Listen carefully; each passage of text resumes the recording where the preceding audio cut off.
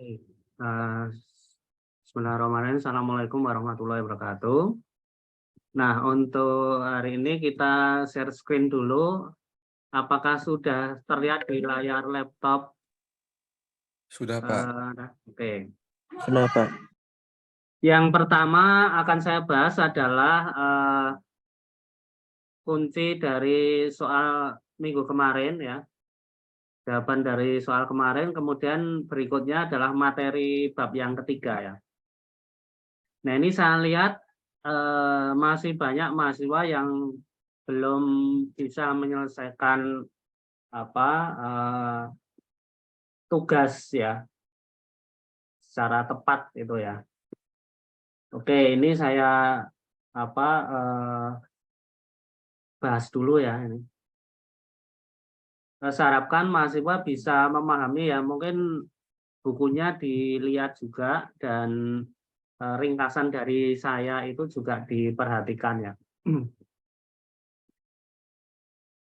Yang pertama soalnya adalah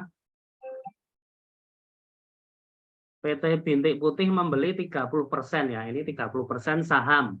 Membeli 30% saham. Ini berarti kalau di bab 1 itu adalah Di bab 1 itu berarti membeli saham gitu ya. Berarti nanti jurnalnya adalah investasi pada saham dan agio itu ya. PT Bintik Putih membeli 30% saham PT Kaso Gigi pada 1 Januari 2005 dengan menerbitkan saham preferen dengan nilai buku ya 50.000 dan nilai wajar 120.000. Ini ribuannya saya dalam bentuk ribuan ya. Berikut ini adalah neraca saldo PT Kaso Gigi. PT Kaso Gigi membeli bangunan dan peralatan pada tanggal 1 Januari X0 ya, harusnya X5 ya ini. Dengan umur ekonomi peralatan bangunan itu 20 tahun. Tidak ada perubahan dalam umur ekonomi sebagai akibat akuisisi tersebut ya, tidak ada perubahan. Jumlah yang dibayarkan di atas nilai wajar aset bersih. Nah, ini net aset ya, nilai wajar net aset yang dilaporkan PT Kaso Gigi dialokasikan ke hak paten ya. Yang belum dicatat dengan sisa manfaat 8 tahun. Selama tahun 2000 X5 PT Kaso Gigi melaporkan laba 40.000 dan membayar dividen. Oke, ini berarti perhitungannya adalah yang pertama membuat dulu, karena di sini kita bab 1 dan bab 2 ya. Bab 1 itu adalah pembelian, bab 2 itu dengan metode ekuitas karena 30%, maka seluruh penghitungannya itu harus lengkap ya.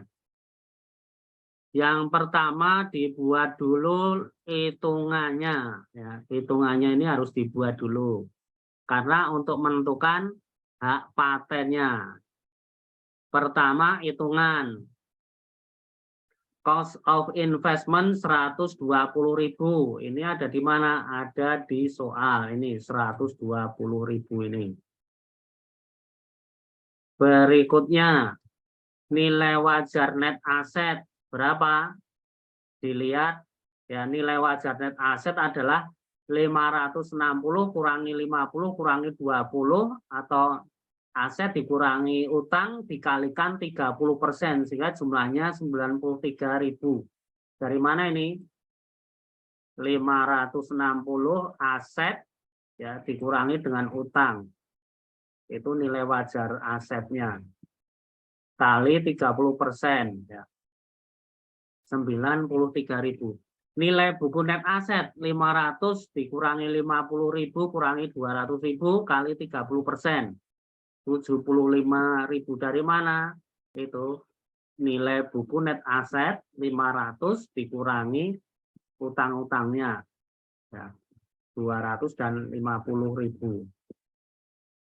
Itu sehingga dari perhitungan ini kita bisa membuat kesimpulan bahwa cost of investment adalah 120.000, nilai wajar net aset 93.000, nilai buku net aset 75.000 sehingga biasanya di sini selisih cost of investment dan nilai wajar itu adalah goodwill, tetapi di buku dinyatakan bahwa kelebihan nilai wajar net aset itu adalah dialokasikan ke hak paten 72.000, selisih net aset 18.000, total selisih 45.000. Kalau dalam ujian mahasiswa tidak mengerjakan perhitungan ini, berarti nilainya kurang ya, karena nilainya kan ini 1, 2, 3, 4, 5. Berarti 5 poin. Tapi ada juga mahasiswa yang bisa membuat perhitungan seperti ini ya. Seperti di buku ya, seperti di buku ya, halaman di buku 1 ya, di halaman yang membuat diagram itu ya, yaitu di halaman 17 ya, seperti di buku 1 halaman 17. Berikutnya apa? Kita akan menentukan ya alokasi ini, terutama 18.000 ini dari mana ya. Nah, kita buat tabel alokasi. Ya, tabel alokasi selisih di sini supaya bisa 18 dari mana? Ternyata di sini 18 itu adalah seperti di soal itu digunakan ya. 18 ini digunakan untuk bangunan dan peralatan. Ya. Membeli bangunan peralatan dengan umur 20 tahun. Oke, itu ya. Jadi perhitungannya 18 ini adalah untuk bangunan dan peralatan. Nah, sehingga tabelnya adalah hak paten itu 27 ini. Nah, ini sudah 30%, ini sudah include 30%. Bangunan dan peralatan itu 18 itu alokasinya di soal itu adalah untuk bangunan dan peralatan. Oke ya. Sehingga jumlahnya 27 dan 18 itu 45. Berikutnya tabel untuk membuat depresiasi amortisasi. Kalau mahasiswa tidak menggunakan ini ya keliru ya. Nanti semua jurnal-jurnal yang kaitannya dengan 45, 18 ya, dan depresiasi itu jadi salah ya, karena harus ada hitungannya. Amortisasi depresiasi untuk hak paten itu 27.000, sisanya 8 tahun, berarti amortisasi per tahunnya 3,375. Bangunan dan peralatan itu 18.000, sisa atau umur ekonominya 20, sehingga depresiasi per tahunnya 900. Totalnya adalah 8, total depresiasi amortisasinya ya, itu adalah 4.275.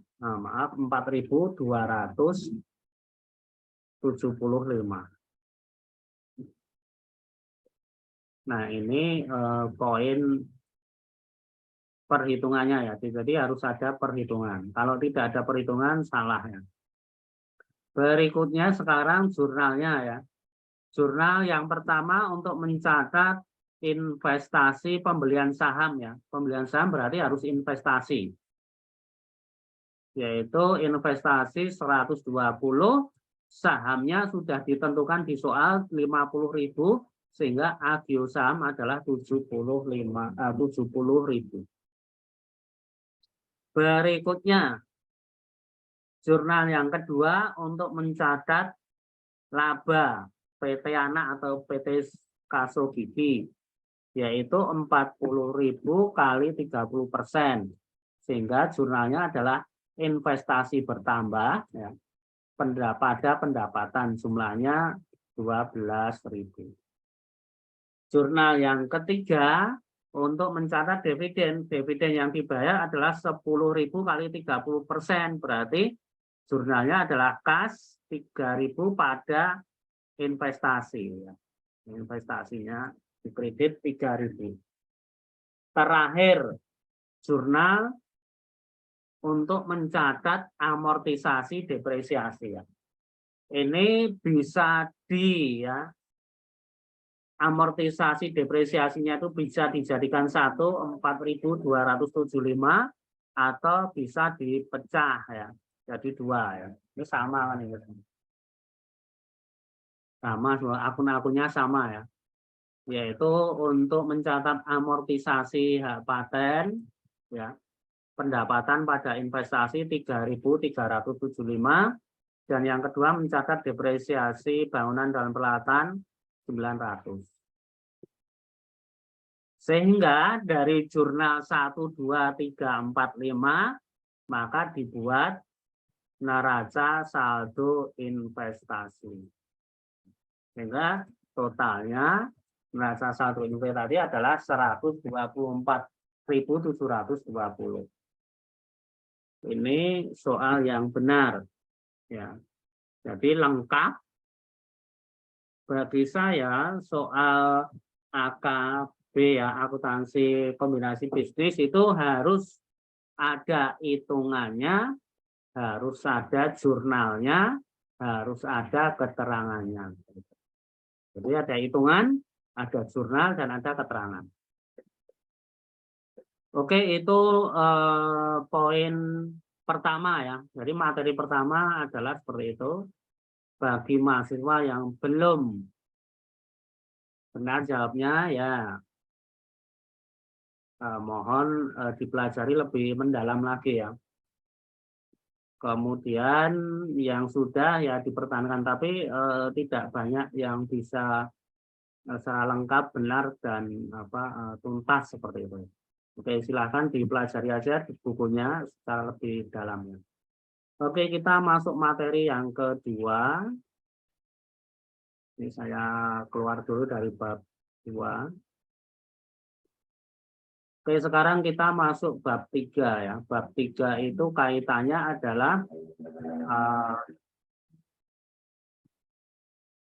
kaitannya dengan model eliminasi itu ya. Kaitannya dengan bab 3 itu kaitannya dengan eliminasi atau kalau lihat judulnya adalah kaitannya dengan laporan keuangan konsolidasi. Konsepnya sekarang. Konsep laporan keuangan konsolidasi seperti apa? Laporan keuangan konsolidasi itu jika kepemilikan sahamnya adalah lebih dari 50%. Baru nanti membuat laporan keuangan konsolidasi. Jadi kalau tidak 50%, di bawah 50% ya tidak membuat laporan konsolidasi ya. Laporan keuangan itu nanti akan terdiri dari laba rugi, perubahan ekuitas, dan neraca. Kalau kurang dari 50% ya hanya neraca saja. Nah, laporan keuangan konsolidasi ya, ini menyajikan posisi keuangan dan hasil operasi dari sebuah grup perusahaan yang terdiri dari induk dan satu atau lebih anak perusahaan yang seolah-olah sebagai satu perusahaan. Jadi gambarannya seperti ini ya. Ini adalah yang dalam lingkaran putus-putus ya. Ini adalah dianggap sebagai satu entitas ya. Satu entitas. Nah, dalam satu entitas atau satu grup perusahaan ini terdiri dari, kalau di sini 3 ya, yaitu perusahaan induk, perusahaan anak, dan perusahaan anak. Ini grup atau entitas. Tapi kalau dari segi legalitas hukum ya terdiri dari 3 perusahaan ya, PT induk, PT anak, dan PT anak. Gitu ya. Nah, laporan keuangan konsolidasi itu hanya dibuat oleh PT induk dengan mengkonsolidasi atau mengintegrasikan, menggabungkan laporan dari PT anak 1 dengan laporan PT anak yang kedua dan seterusnya. Itu laporan keuangan konsolidasi. Induk perusahaan dan anak perusahaan itu berafiliasi, bersaudara ya, berdasarkan kepemilikan saham induk perusahaan terhadap anak perusahaan. Jadi yang disebut berafiliasi itu bukan hubungan kekeluargaan bapak dan anak masing-masing punya perusahaan, bukan, tetapi hubungannya karena saham. Transaksi antar perusahaan dalam satu grup itu harus dihapus. Transaksi antar perusahaan dalam satu grup itu harus dihapus, yang kita sebut sebagai jurnal eliminasi. Contohnya PT Induk melakukan transaksi jual beli ke PT Anak itu tidak boleh. Kalau ada transaksi harus dihapus. PT Anak dengan PT Induk melakukan transaksi utang piutang itu tidak boleh, harus dihapus. Itu konsepnya ada eliminasi. Nah, ini penting. Bab 3 itu adalah ada eliminasi. Sekarang macam-macam jurnal eliminasi. Ada 3 jurnal eliminasi. Yang pertama adalah eliminasi kepemilikan antar perusahaan, ya. Jadi contohnya PT Induk berinvestasi di PT Anak, dan PT Anak itu ekuitasnya dimiliki oleh PT Induk, sehingga di sini ada, ya, hubungan afiliasi investasi. Ya. Induk dan Anak itu ada hubungan afiliasi, yaitu Induk berinvestasi pada PT Anak dimiliki ekuitasnya oleh PT Induk. Transaksi ini harus dieliminasi. Kalau investasi itu dieliminasi, dihapus, itu di kredit. Ekuitas itu kalau dieliminasi itu di debit, berarti jurnalnya adalah ini.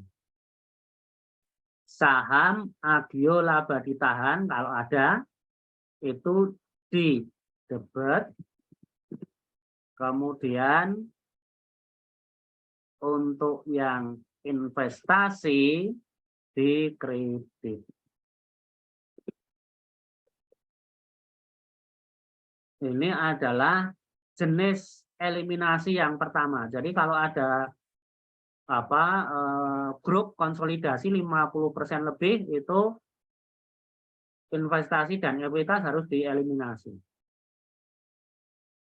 Jenis eliminasi yang kedua yaitu transaksi utang piutang antar perusahaan. Ini wajar, ya. PT Anak itu berutang kepada PT Induk, itu wajar, ya.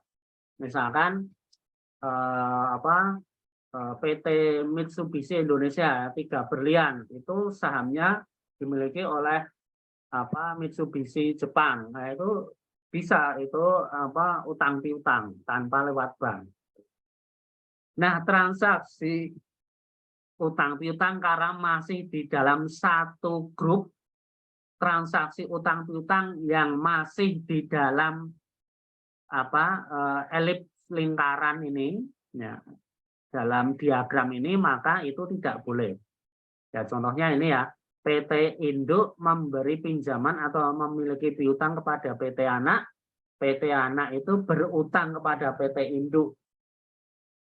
Nah, ketika membuat laporan konsolidasi ini harus dihapus.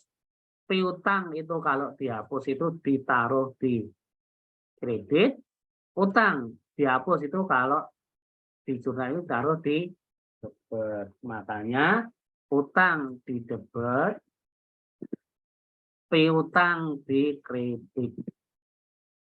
Nah, ini jurnalnya seperti ini.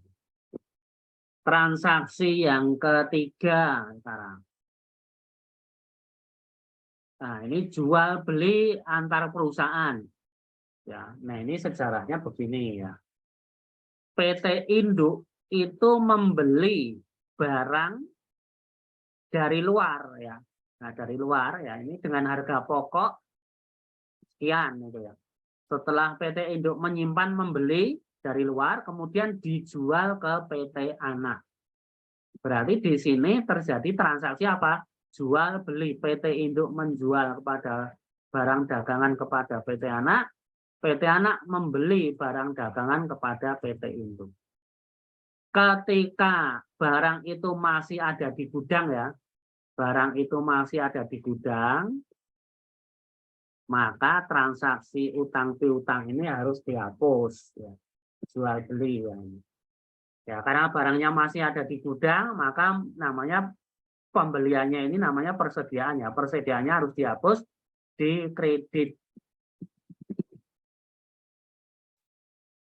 Penjualannya ya, penjualannya itu harus dieliminasi, itu harus penjualannya ini harus dieliminasi. Tetapi yang dieliminasi itu bukan barangnya, tetapi perubahan yang ada di dalam diagram. Maka terjadi di barang yang transaksi yang ada di dalam diagram ini adalah transaksi laba ya, karena kalau dari luar itu ya tidak boleh dieliminasi ya. Di sini misalkan membeli 1.000 dijual 3.000 ya, berarti labanya 2.000 itu tidak boleh, maka laba ditahan ya, labanya itu dihapus. Dihapus itu artinya di ini jurnal yang ketiga kaitannya dengan eliminasi. Sampai di sini ada pertanyaan bab 3. Nah, kalau bisa mahasiswa itu harus bertanya ya, karena apa? Tugas 1 tidak ada yang bisa menyelesaikan dengan baik. Tugas 2 PR-nya juga tidak bisa menyelesaikan dengan baik ya. Makanya sebenarnya perlu ya harus banyak pertanyaan atau belajar itu. Oke, contoh sekarang. Contoh. Lihat di buku sekarang. Lihat di buku. Lihat di buku halaman 97. Silakan dilihat buku halaman 97.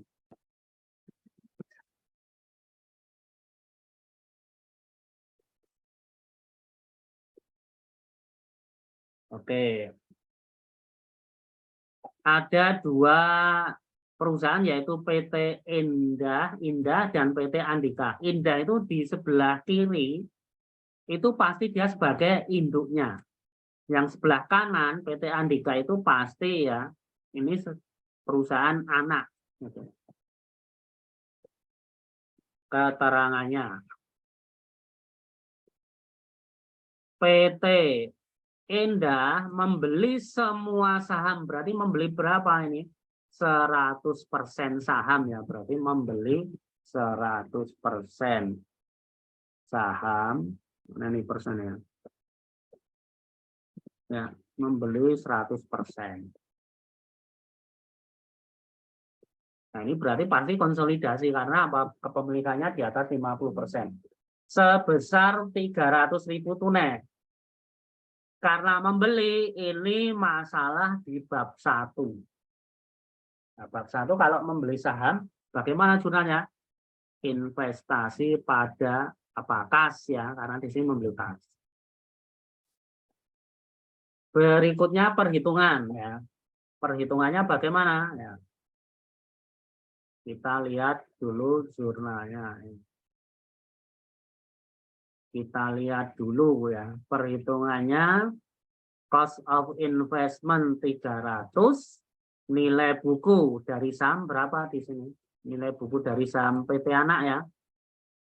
PT Anak besarnya adalah 200, itu nilai buku ya, dan ini nilai buku ini. Saham PT Andika 200. Agiosamnya tidak ada ya, berarti 0. Laba ditahannya berapa?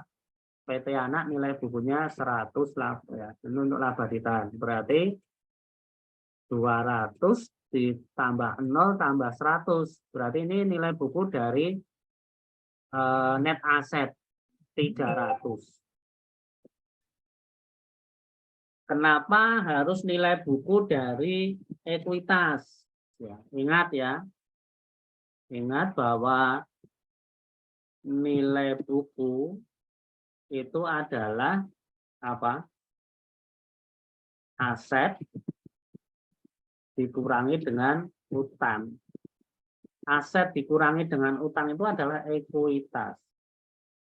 Nah, itu. Nilai buku net aset, ya nilai buku dari net aset itu sama dengan aset dikurangi dengan utang. Oh, maaf. Aset dikurangi dengan utang. Aset dikurangi utang itu ya sama dengan apa? Ekuitas.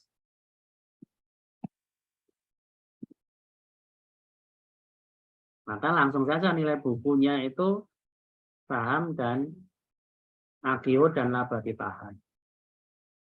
Hasilnya berapa ini? 200 tambah 0 tambah 100, 300 kali 100%. Ini kepemilikan saham ya. Sahamnya 100% di sini ya. Ini 100% sehingga 300. Selisihnya 0.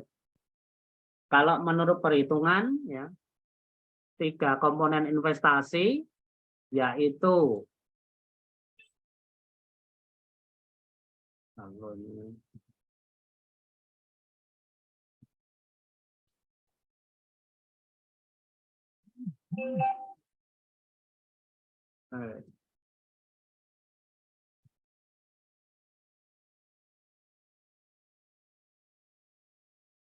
cost of investment 300 dari sini ya, 300 ini. Kemudian nilai wajar net aset 300 karena tidak ada keterangan maka dianggap sama. Cost of investment dengan nilai wajar net aset 300 sama dengan nilai buku kalau tidak ada keterangannya. Maka goodwill-nya 0, selisihnya 0, selisih asetnya 0. Nah, dibuat tabel juga. Oh, ternyata 00 semua ya, nggak ada 00. Nah, ini karena contoh ya dibuat paling mudah. Tapi nanti pasti nilai wajar dan nilai buku akan berbeda. Berikutnya, nah ini. Anda lihat ya, pembukuan PT Indah dan PT Andika seperti ini. Anda lihat di sini PT Indah itu kasnya 305, tidak ada investasi ya. Begitu ada jurnal pertama, ya, ada investasi dan kas ya, berarti PT Indah itu investasinya bertambah, kasnya berkurang. Maka konsekuensinya ya, kasnya itu sekarang menjadi 5.000 ya, karena kasnya berkurang ya 300, tetapi investasinya bertambah 300. Dalam neraca tetap ya. Kalau di sini kasnya itu 305, nggak ada investasi ya.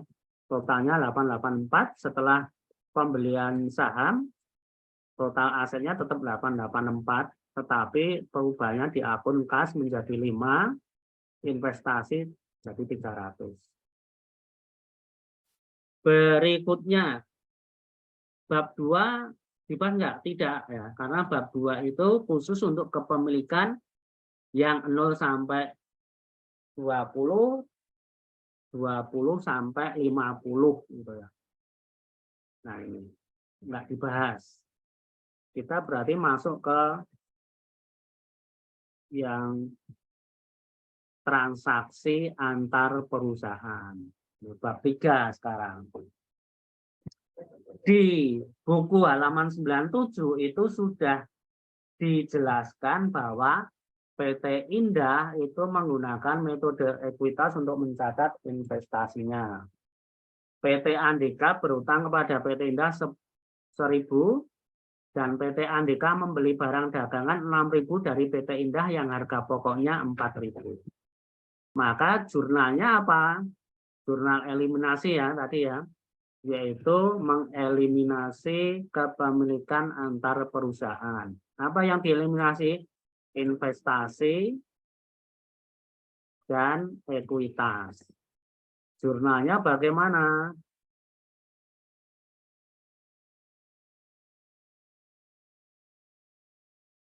Jurnalnya adalah seperti ini ya.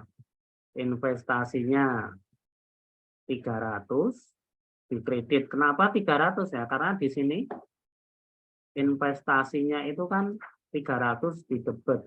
Berarti harus dikredit. Oke. Kemudian saham Agio kenapa di debit? Nah, supaya menghilangkan yang ini ya, menghilangkan yang ini. Ekuitasnya dari PT anak gitu ya. Itu harus dihapus. Berikutnya jenis yang kedua, mengeliminasi transaksi utang piutang ya. Terjadi utang-utang berapa? 1000, berarti di jurnal. Eliminasi utang piutang. Utangnya, keterangannya di situ utangnya apa? Utang obligasi atau utang apa? Oh, utang jangka pendek. Nah, ini berarti yang dieliminasi namanya utang jangka pendek, bukan utang dagang, utang obligasi. 1000. Kreditnya adalah ya utang piutang, berarti piutangnya dikredit 1000. Ini untuk eliminasi yang kedua ya, eliminasi pakai E, jurnal yang ketiga. Berikutnya apa? Ya, transaksi jual beli ya. Jual beli. Nah, di sini bagaimana penjelasannya?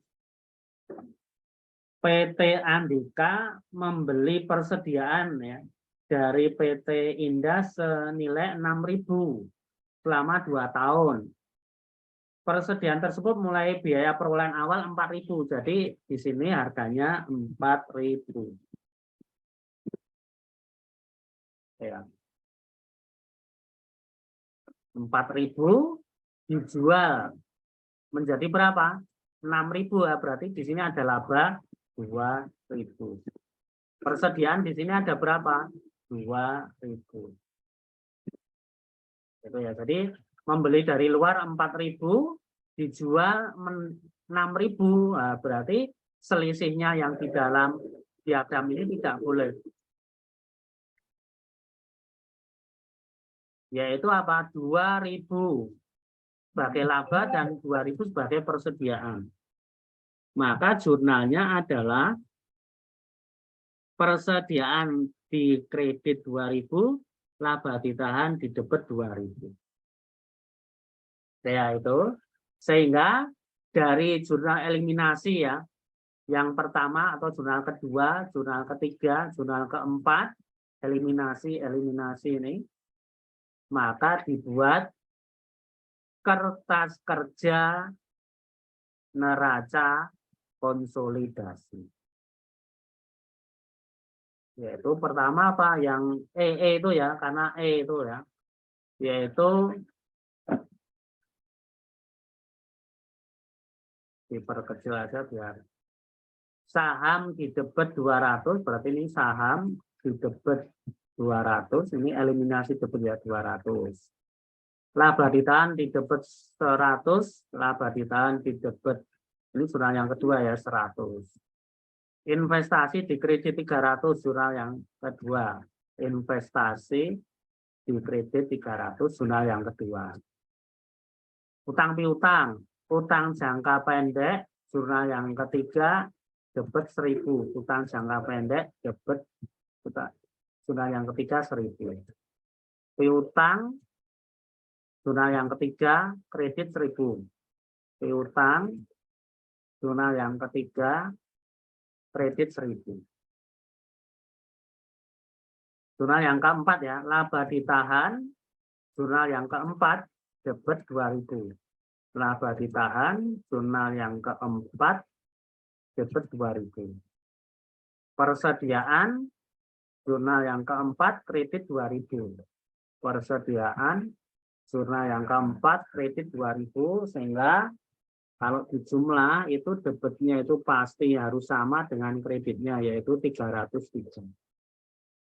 Kalau dijumlahkan saldonya di sini juga sama ya, saldo asetnya itu 939 sama dengan saldo dari utang dan ekuitas 939. Caranya gimana?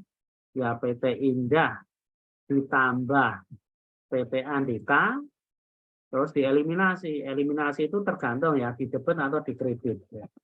Kalau kas ya ditambah saja, ya 5 tambah 3, 8. Piutang 84 tambah 30, 114 ya. Tapi di kredit 1000, jadi 113 dan seterusnya. Nah, itu adalah ringkasan dari bab 3. Ada pertanyaan? Silakan dipelajari ya, silakan dipelajari untuk apa bab 3-nya. Silakan dipelajari bab 3-nya. Kemudian ya untuk latihan saja, tapi nggak usah untuk apa? Tidak usah dipakai untuk PR, dibuat di rumah aja untuk latihan, tidak usah dikumpulkan. Ya. Tapi kalau ada yang ingin tanya, baru saya beri penjelasan ya. Silakan untuk latihannya, gitu ya. Untuk latihannya itu, bentar ini.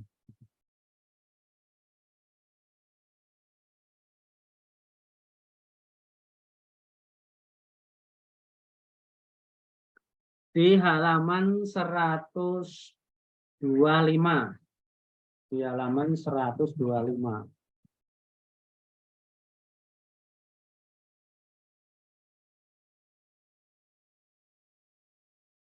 Oh, maaf, halaman berapa nih? 125. 125 S328. Halaman 125 S328 ya. S328. Oke, ini silakan dipelajari.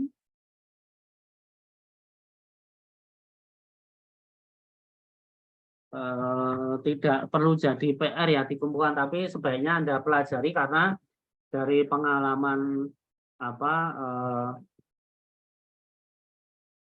ya pengalaman tugas-tugas 2 bab 1 bab 2 itu tidak banyak yang bisa menyelesaikan secara lengkap gitu ya. Oke, dari saya sebelum kita tutup ada pertanyaan? Mempelajari bab 3 secara lebih mendalam dan dimudahkan. Oke, kita tutup pertemuan pada siang hari ini dengan baca lafal hamdalah bersama-sama. Alhamdulillah, warahmatullahi wabarakatuh.